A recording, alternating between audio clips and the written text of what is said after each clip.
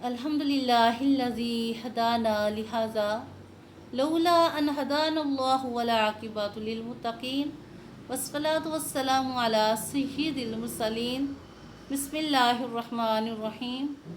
السلام علیکم ورحمۃ اللہ وبرکاتہ۔ آج کا موضوع ہے روزے کی تعریف اور اس کے احکام۔ عربی میں روزے کو صوم کہتے ہیں اور صوم کا لغوی معنی ہے کسی کام سے رک جانا، باز رہنا یا پرہیز کرنا۔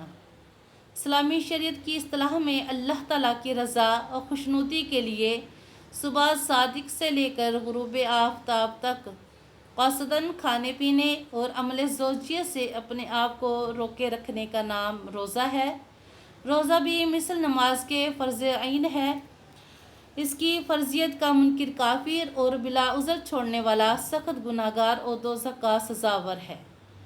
رمضان المبارک کے روزے ہر عاقل بالغ تندرست مقیم مسلمان مرد اور عورت پر فرض ہے۔ جو شخص شرعی عذر کے بغیر رمضان المبارک کے روزے ترک کرے گا وہ گناہگار ہوگا، کیونکہ حکم خداوندی ہے فَمَنْ شَهِدَ مِنْكُمُ الشَّهْرَ فَلْيَصُمْ، پس تم میں سے جو شخص اس مہینے کو پائے وہ ضرور پورے روزے رکھے۔ روزے کے لیے نیت کرنا فرض ہے۔ بغیر نیت کے روزہ نہیں ہوگا اور نیت کا وقت آفتاب سے لے کر زوال سے پہلے تک ہے اور سحری کھانا بھی نیت کے قائم مقام ہے۔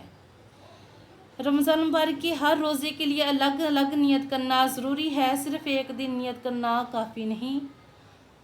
حدیث پاک میں ہے کہ نبی کریم علیہ الصلوۃ والسلام نے ارشاد فرمایا کہ جب کوئی مومن نیک کام کی نیت کرتا ہے یا اس کے کرنے کا ارادہ کرتا ہے تو عمل کرنے سے پہلے نیت کی بنیاد پر اسے ثواب عطا کر دیا جاتا ہے۔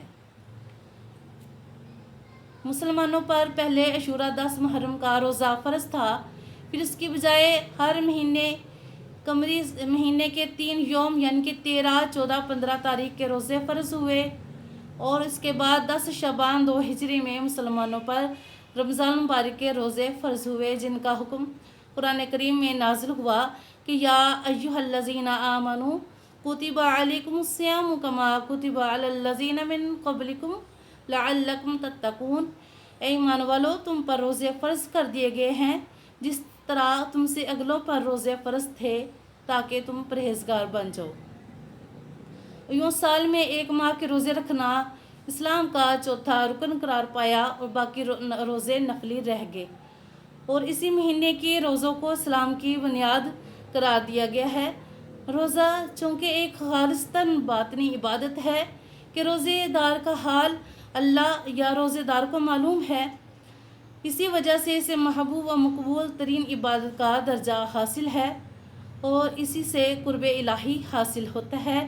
اسی لیے روزے کی محبوبیت کی بنا پر ہی یہ فرمایا گیا ہے کہ روزے دار کے منہ کی بو اللہ کے نزدیک جنت کی خوشبو ہے۔ حدیث مبارکہ میں ہے کہ نبی کریم علیہ الصلوۃ والسلام نے ارشاد فرمایا الصوم جنہ، کہ روزہ ڈھال ہے اور ڈھال پر دشمن کا وار روکا جاتا ہے، مگر روزے دار کے لیے یہ ڈھال شیطان سے ہے اور یہ ڈھال آگ کے لیے ہے، یعنی جہنم کی آگ کے لیے روزہ ڈھال ہے، اور یہ ڈھال گناہوں کے لیے ہے اور یہ ڈھال برائیوں کے لیے ہے، یعنی روزے دار ہر قسم کے گناہ اور برائیوں سے بچا رہتا ہے اور شیطان بھی اس کے قریب نہیں جاتا۔ اور روزے کا فلسفہ بھی یہی ہے کہ انسان تقوی اختیار کرے اور ہر قسم کی برائیوں سے خود کو بچائے رکھے۔ اللہ تعالیٰ سے دعا ہے کہ اللہ رب العزت ہمیں نماز روزے کی ادائیگی کی توفیق عطا فرمائے اور اس ماہ کے روزے رمضان مبارک کے روزے تقوی کے ساتھ رکھنے کی توفیق عطا فرمائے۔ اگر آپ لوگوں نے میرا چینل سبسکرائب نہیں کیا تو سبسکرائب کیجئے، بیل آئیکن کا بٹن دبائیے تاکہ رمضان مبارک کے متعلق جتنی ویڈیوز ہیں آپ تک پہنچتی رہے۔ دعا میں یاد رکھیے گا، لائک کیجئے، شیئر کیجئے اور اگلی ویڈیو کا انتظار کیجئے۔ جزاک اللہ خیر۔